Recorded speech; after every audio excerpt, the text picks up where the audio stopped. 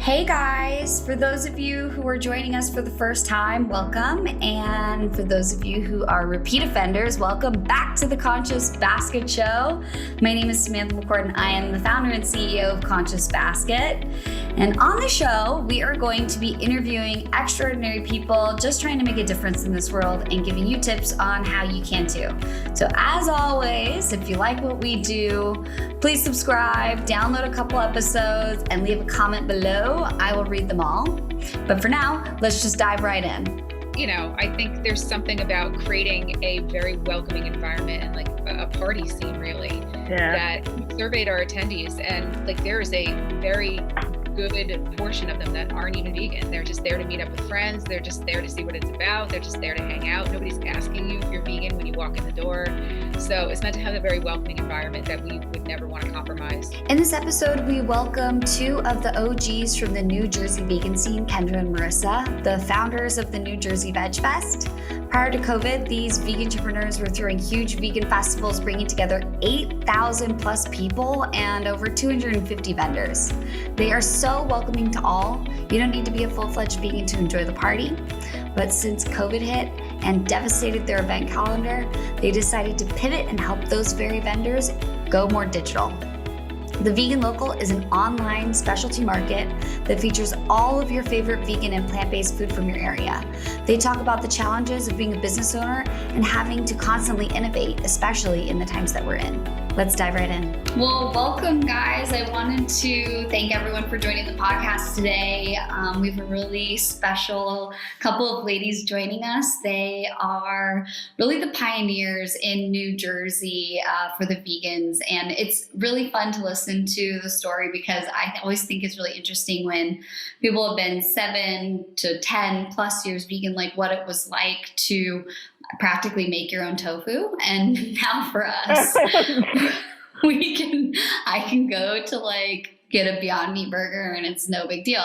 So, just a quick introduction, these two ladies had, in New Jersey, started a bunch of, different events where over 8,000 people were showing up. They had over 200 vendors, parties each night, and it was really starting to take off. They've got over 16,000 followers on their page on Instagram. So then all of a sudden, COVID happened and boom, all the events are over. All of the things that they had coordinated and the following that they had, no one could meet up anymore. And the decision as a vegan entrepreneur, which I'm just going to coin the term now, to transition and pivot into what they are today, which is a marketplace for all those vendors to then now start thinking about how to take their businesses digital in a now digital age through COVID. So I'm just going to kick it off to you guys. Kendra, I'll allow you to introduce yourself first. So if you want to say hello.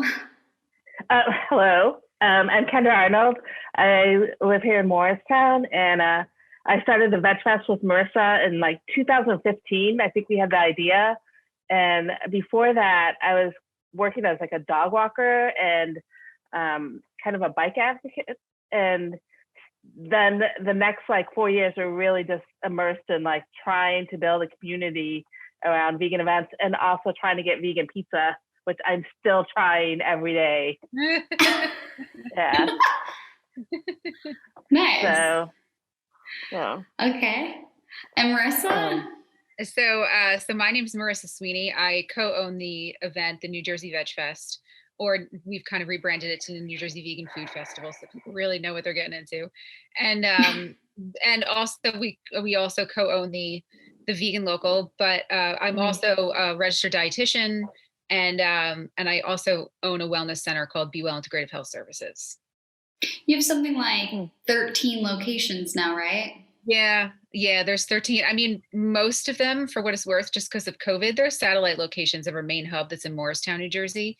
Most of those satellite locations we're not even really using right now until, in-office appointments become a little bit more necessary, I guess you could say. I mean, right now it's because the majority of it is nutrition counseling. Like it could just be this environment right here on Zoom and it works perfect. So, but yeah, those locations will be up and running hopefully soon. That's exciting. Congratulations. Thanks. Yeah. And, I always like to ask the question, everybody has their own reason for going vegan. And so I guess I'll go back to you, Kendra. Like you're more of the old dog making their own tofu vegan. So tell me about like why you went vegan and the biggest struggle that you had up to this point. I'm not a great cook, so I've never really made my own tofu, but I appreciate people who can. And I think that's why I like got into food festivals. But I became vegetarian like in the 80s. I read a book called Diet for a New America by John Robbins, whose family owned Baskin Robbins. And he was, I don't know if he was vegetarian or vegan, but I read that and I just became vegetarian. But then when I moved to Morristown, I was working in an Italian restaurant as a waitress here. And I remember the hostess was like this high school girl, and she said, "How can you be a vegetarian and not a vegan?" And it really bothered me. I was like, "She is right." And that's when I became vegan. It was like early in the 2000s, and ever since then, it's been pretty easy. It's getting easier all the time for sure. Like I remember when I first started, there was a lot of like balsamic mushrooms that were kind of gross, but that was like the good, yeah. That seemed real special at the time. So cool. Yeah. And what about you, Marisa? And I became vegan. It was kind of like a process. So I was vegetarian for a few years, I don't even know. I'm going to say maybe 3 to 5 years or something like that. I was vegetarian. It was mostly from like when my patients, because I do a lot of nutrition counseling as a dietitian. So my patients come to me with like, "Hey, did you read this book? Did you watch this documentary?" So I really try to stay on top of as much of what's out there as I possibly can, like just so I can have a conversation with my patients about it. So I watched Forks Over Knives, and I'm going to say well over 10 years ago. And that kind of scared me enough. It really kind of talks about the health piece in particular when it comes to why people should go vegan. And that kind of, got me thinking enough that I was like, all right, I'm going to be vegan for a little while. So I kind of was, and then it was back to vegetarian, and then slowly chicken and fish started to come back. And then I watched, there's a documentary, you can watch it for free actually on YouTube. And it's called Earthlings. Oh, that's the one that got me. So Forks Over Knives like really focuses on kind of the health reasons as to why to go vegan. And this was just all about the humanity piece and like just the absolute awful things we are doing to animals in all different kind of ways. It's not just factory farming. Like they take you to dairy farms. They even talk about the pet puppy mill industry. And I got to tell you, I probably got maybe like a quarter of the way through that movie, and that's it, and turned it off. And I said to my husband that day, I was like, "Listen, I understand this is a drastic change. I'm going vegan. I'll still make you chicken and stuff if that's what you want for dinner, like whatever." Like I wasn't trying to drag him into it with me. And then he started asking me a lot of questions, like, "What do you mean? Where is this all coming from?" And then he didn't even have to watch the movie, and just hearing me talk about it a little bit and answering his questions was enough, because he's a big animal lover too. That was enough that he's been vegan for just as long as me. Wow. Like the both of that day, just like, it was like a cold turkey, boom. Like, we're just not I can't participate in this. I can't participate in it at all. Okay. So. Yeah. And I just love hearing the why behind the transition, because it also fuels the mission for, the vegan festivals that you guys put on. I think that they're so exciting. I want to hear all about those right now, just so I can live in it, because I can't go anywhere right now being in Amsterdam. So give me the highlights of these events that you guys throw when everything opens up, so everybody can pack their bags and be ready. Yeah, I would love to imagine being at our events too. That sounds amazing right now. So we hold, I want to say 3 kind of main events over the course of the year, although we've thrown events in other cities in addition that are kind of sometimes impromptu events, or we partner up with other companies or something. But in the summer, we do the Atlantic City Vegan Food Festival, which is one of 2 of our really big events over the course of the year. So we get about like 8,000 people there, and it's like the most ridiculous event, as in like we've just added more pieces to it and more pieces to it to make it like a full-on, almost like a vegan weekend that people can come and kind of get away and make like a vacation of it. Is at the height of the summer.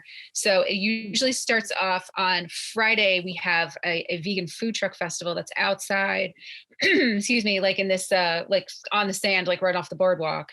and it's like and it's insane food. It's like French fries with what are some other things? There's a truck called Chili Banana, so it's like frozen bananas. Oh yeah. There's burgers, there's tacos. Like it's like a foodie event. It's really delicious food. It's not a farmer's market.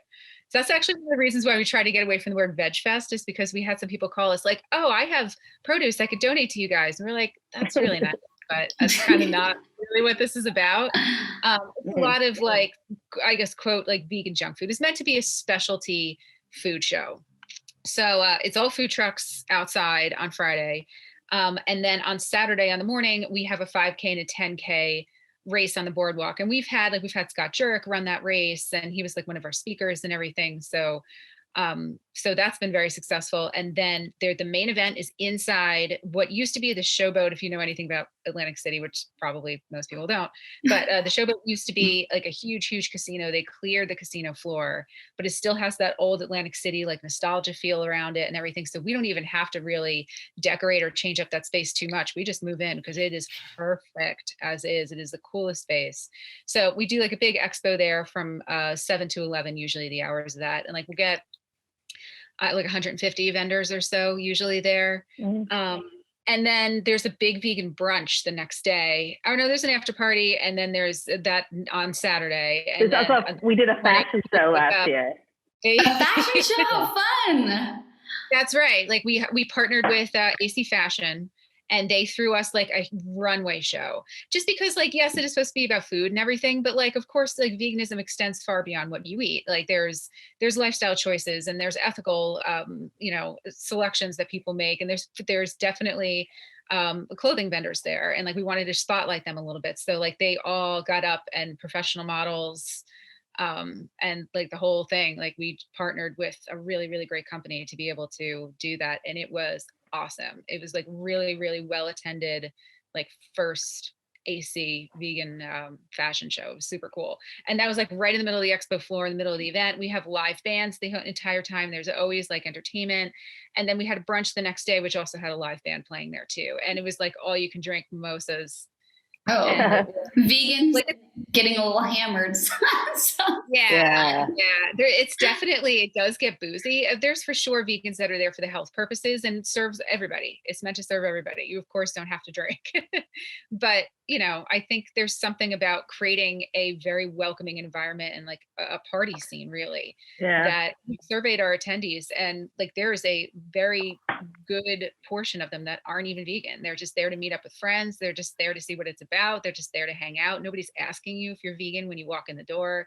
So it's meant to have a very welcoming environment that we would never want to compromise. So that's the AC event. And then we also do a 2-day event in the Meadowlands in the fall, which is also really, that's probably a little bit bigger than Atlantic City, although they're both like equally up there in terms of like the amount of attendees and vendors we have. I think the amount of vendors we have is like 200 though, right? Yeah, it was a lot last year. It was at least 200. Yeah. And that gets like 8,000 to 10,000 people. And so the Meadowlands event is very good, but we also throw 3 of these, we call them vegan pop-up shops, which are really like kind of like the same kind of event, like this vegan expo of all these like vegan small businesses. Everybody's local, product developers, nonprofits, things like that.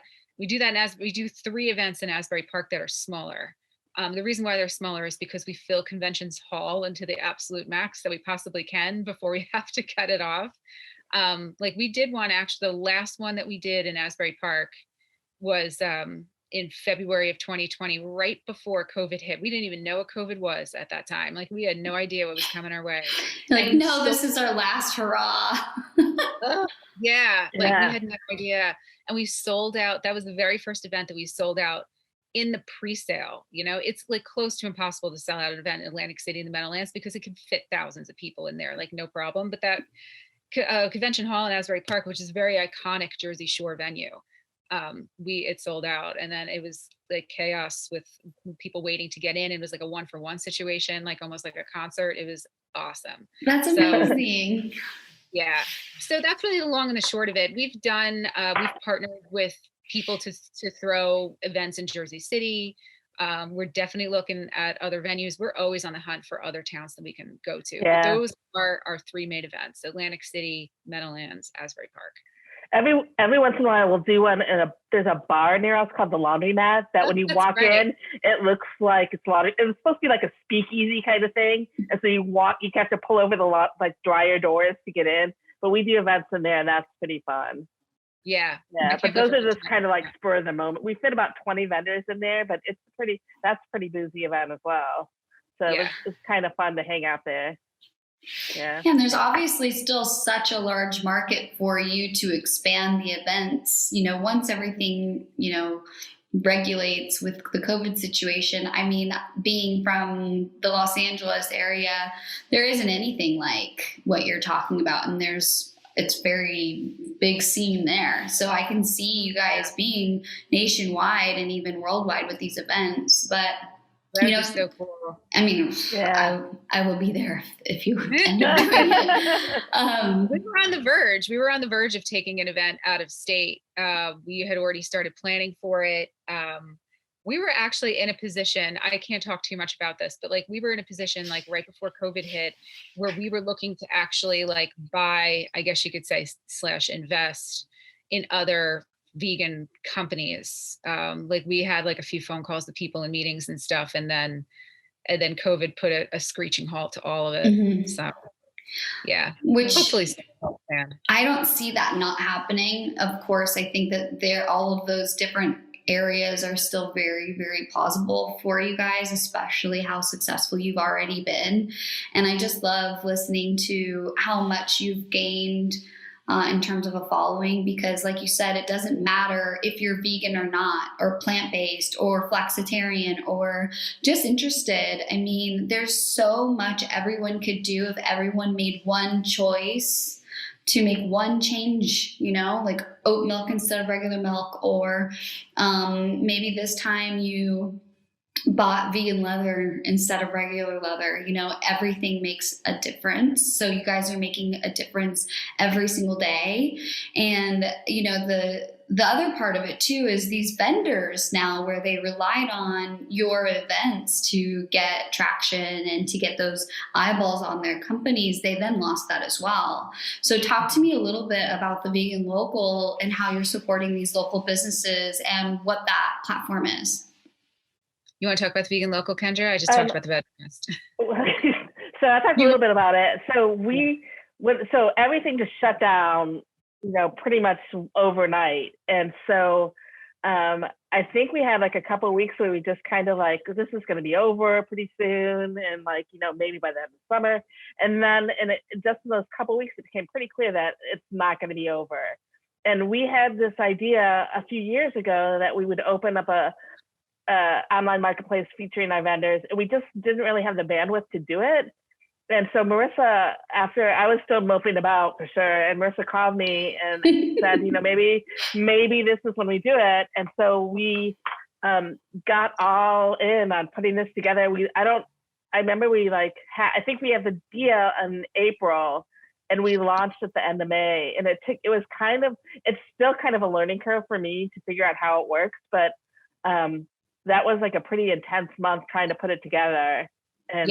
And so now we feature our vendors from New Jersey, but we're also starting to pick up, Marisa had the idea for the name, the Vegan Local, and to feature these local vendors, but kind of like the Vegfest, where you try to make it bigger than where you are right now, we should feature vendors from all over the country, because we're not the only ones in New Jersey having this problem. Everybody's having problems reaching the people they want to reach.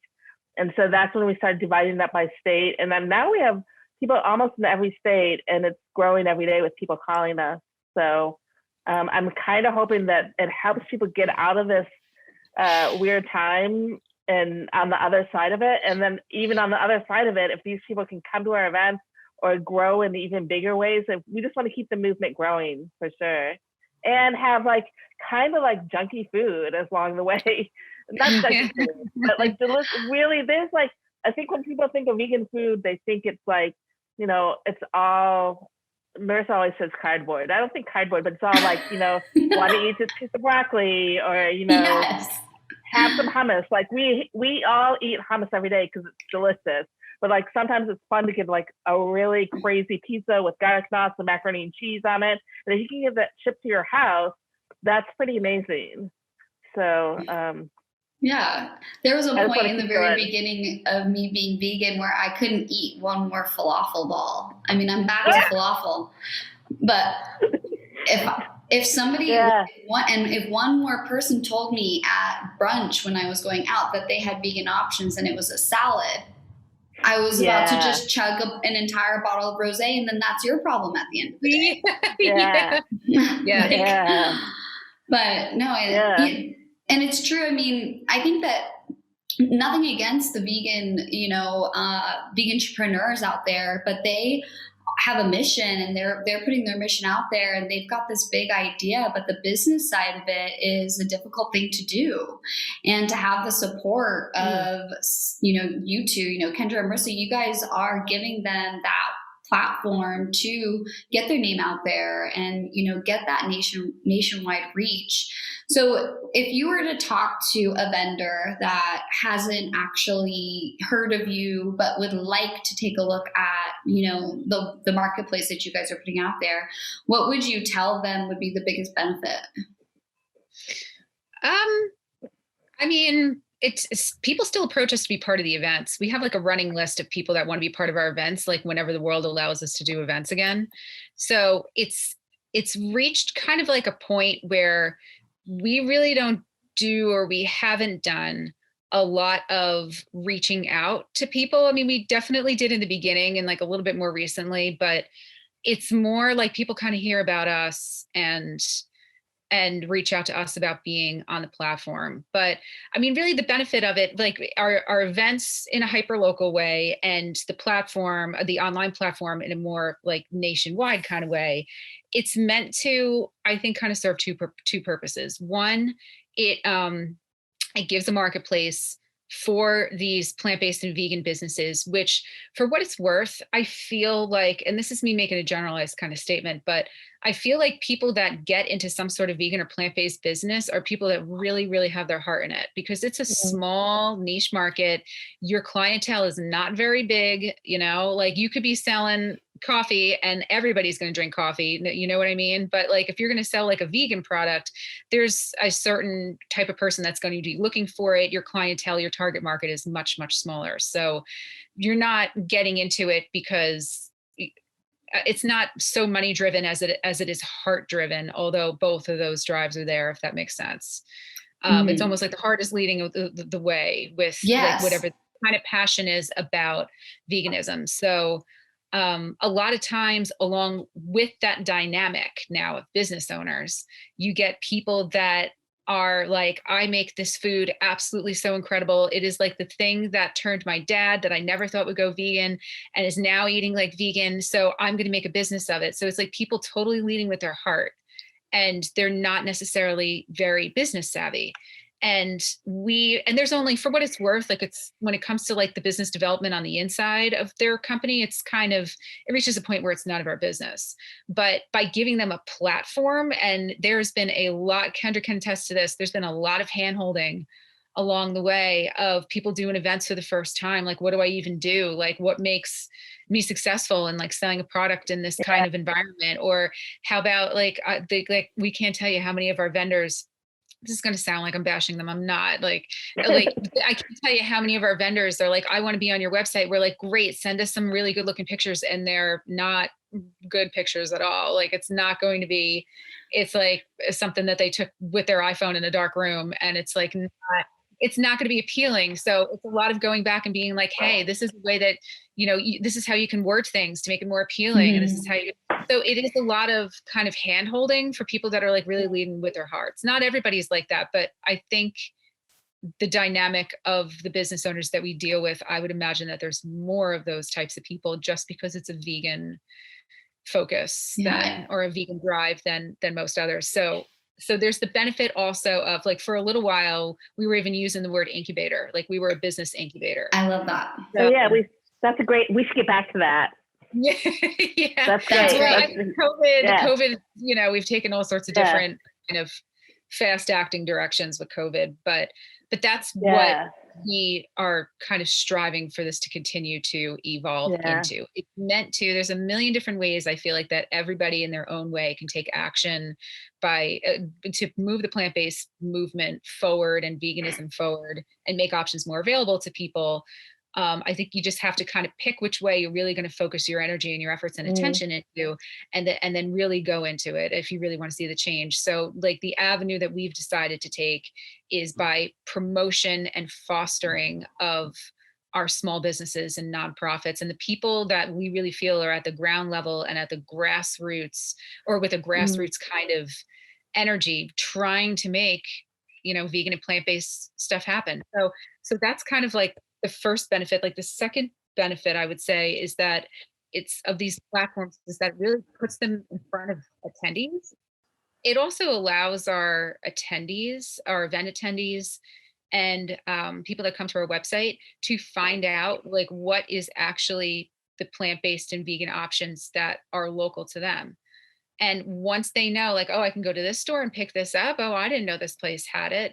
Like even if you go on our website, you could search by your state and you could put your money right into the plant-based community that you're hoping to have thrive in your community. And once you know about these options that are available to you, now suddenly being a plant-based person or like living that plant-based lifestyle becomes easier. So it's kind of a multifaceted benefit, I would say, as to the missions of this. Sorry, I feel like Kendra, you wanted to say something. I cut you off. I guess like when we were talking about growing the business part of it, like some of the stuff we learned during these festivals, like we became kind of experts in like the health department issues that you have, what you need for a kitchen and what you need for inspections. And like, those are things that we didn't think about when we first started. And, people who are like starting out that like, I make this amazing pie, and we can kind of like walk them through those steps of like how you do it, like, legally and, for whatever state you're in, and for us, and like even like business stuff, like we can like connect them with insurance people for like, you should have liability insurance. It's all kind of like boring stuff, but there's stuff you have to do for your business. And then we had a couple of vendors that would kind of be mentors to people. Like if they were thinking of starting, we would tell them to call like certain people and they would fill them in on how to do it. And even when we were doing events, people get real nervous about doing an event for the first time. And we would like invite them to come and like watch the setup and like see what kind of equipment people have and like how you're going to do it. And I think that's why helping people help grow in New Jersey pretty fast. And so we're just trying to do those same kind of things with the vegan local, but it's a little bit different because it's spread so far out. Yeah. Teaching people like how to do like the shipping and everything. And, that's shipping to me anyway, made me think that it was going to be easy. And it's not. It's very logistical. It's very, so it's we've walked a lot of vendors through that also. Yeah. Yeah. It sounds like really the back end administrative knowledge that nobody can have really just being a startup, right? Like it's very difficult to know those things until you make a mistake. Like for example, the liability insurance. What happens when you have a startup and you don't have the proper liability insurance, workers' comp, whatever it might be, and you run into a problem and then you're out of business, So it's not the boring things. These are the necessary things that keep the movement moving, because if they don't know these things, they can't continue on as a business. So I love the idea. I'm more of the back end, like businessy side too. So, and I always like to ask, for people, what inspires you? Like, who is the person that, like, for some people, it's like Tony Robbins is my inspiration for my day to day, or I don't know, whoever, like Joe Dispenza. I'm not sure. Who are your inspirations? I don't know.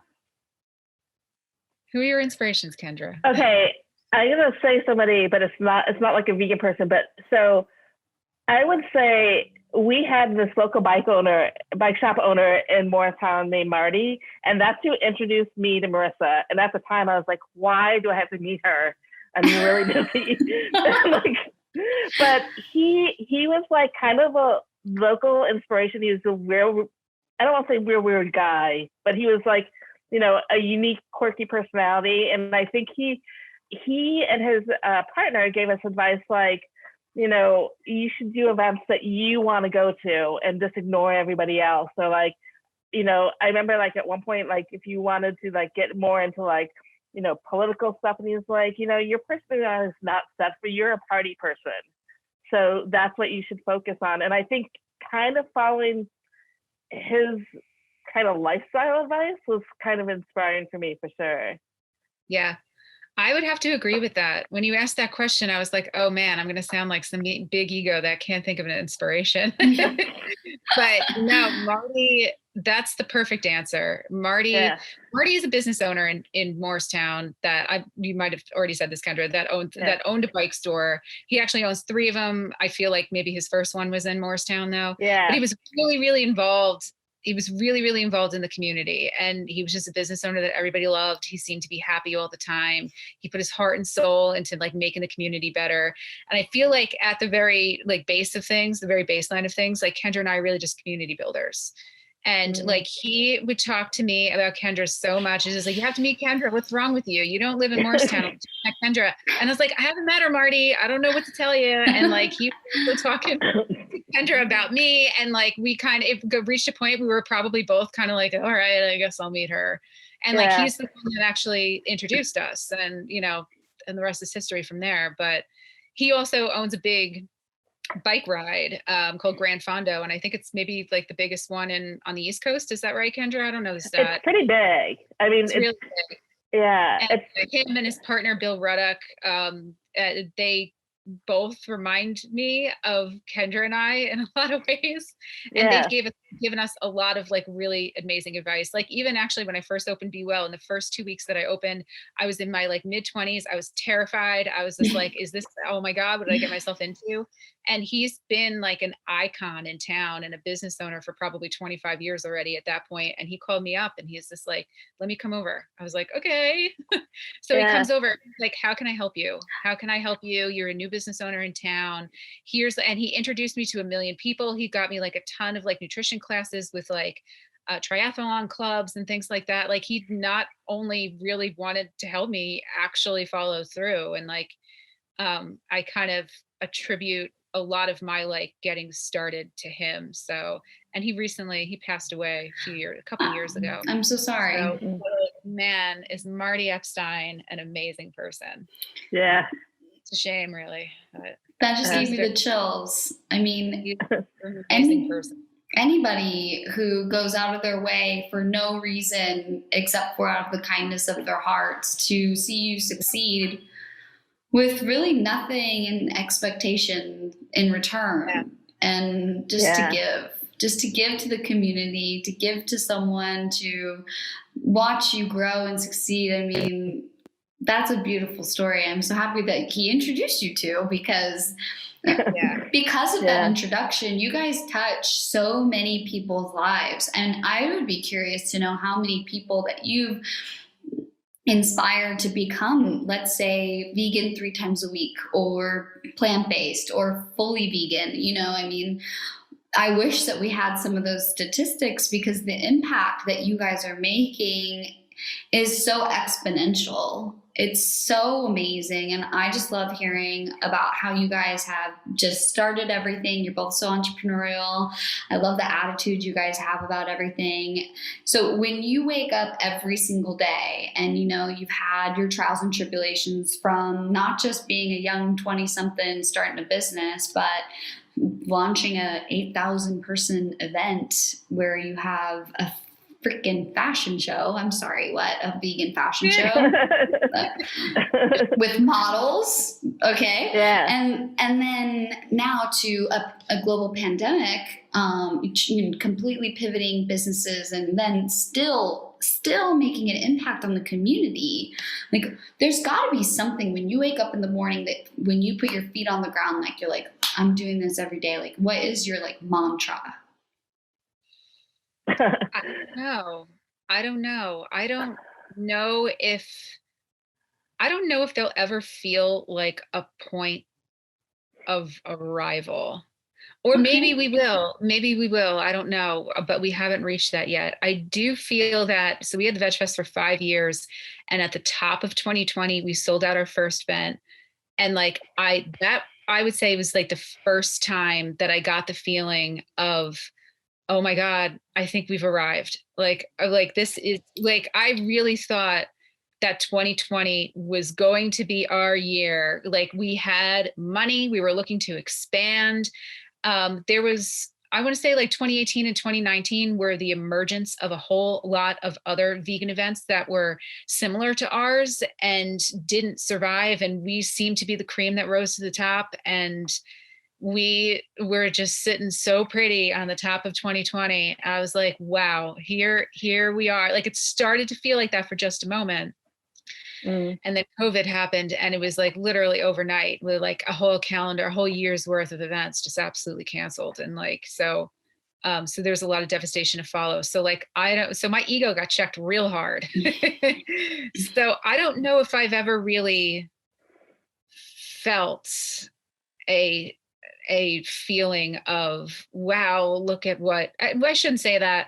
Every now and then, like, they're actually in the Meadowlands in particular, because it's like a big expo center. There's a second floor that only the staff can go on. And it's like a big window and you can look out on the event. And I've had the feeling of like, you know, excuse my language, like, holy shit, I can't believe we're doing this. Like, it's stuff like that. Or like, see, our first Atlantic City event was so crowded that like, I would imagine, and I haven't had like a big blowout wedding like some people have, but like, I know it's like a bit of advice sometimes that is given to like a bride, like in her wedding, like, make sure that you really stop and take everything in, because it's going to like absolutely fly right by you. It's a lot of that, like, shit this just flies right by you. And then you're like, oh my God, what just happened? And then you're trying to like make sense of it all afterwards. So I think maybe we've had like glimpses of just like, wow, like we're really actually doing really good things. But other than that, like, it's like, I think maybe there's something seemingly glamorous about being an entrepreneur on the outside. And then when you actually see what the work involves and what the lifestyle is like on the inside, you're like, oh my God, you can keep that. But I think I'm just wired. I'm just wired to be like a business owner. I'm really not a functioning member of society out of that. I think I make like a horrible employee. Don't hire me. Oh my God. Oh my gosh. I guess I do have a mantra. Like, I sometimes when I wake up, I'm either real excited, like I'll have a bunch of ideas of what I want to do, or if I don't have a bunch of ideas, I literally like lie in bed thinking, I can do this, I can do this, I can do this. And then I get up and do the best I can.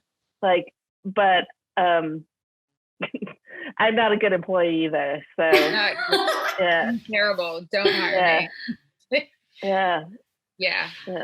I love that. And, you know, I think everybody has their own thing that keeps them going. I just say mantra is like a general thing, but like, yeah, that I can do it. Or even, you know, just looking out on the people that showed up and, you know, for something you built. And that can be something that can fill your heart and your soul for a while. So, and a funny question, I always like to ask this question because, I get a lot of weird ass questions from people, but what's the one question that people ask you about being vegan that you're like, are you fucking kidding me? I would say, where do you get your protein? That question's kind of faded a little bit, you know, but the bacon jokes, I could do without that too. Like, what about the bacon though? That one? Yeah. Yeah.